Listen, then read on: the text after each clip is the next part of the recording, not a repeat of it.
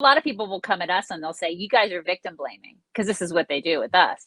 They'll come at us and they'll say that we're awful because we should, just because we are females, side with the females. But I'm not going to side with that. I'm not going to No. side with that behavior. I'm just not going to do it.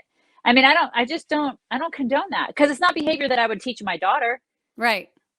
I just wouldn't do it. I wouldn't do it at all. What I would teach her is, if you're uncomfortable with something, walk the hell out of there. And don't put yourself in that situation. Don't throw yourself at a guy that you don't actually mean what you're saying you want to do with him. You know what I mean? This isn't hard. Right.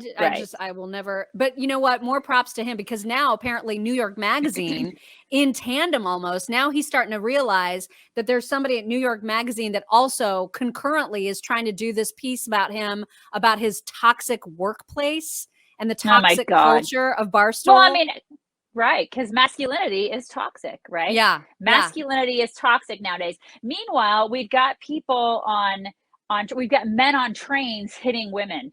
We've got that story from like a month ago, where a man decked a woman on a train, and not one other man, I'm putting air quotes up, not one other man on the train did a damn thing about it.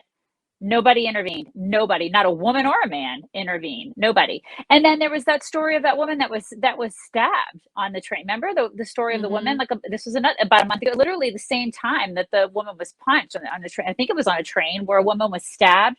No one did anything about it.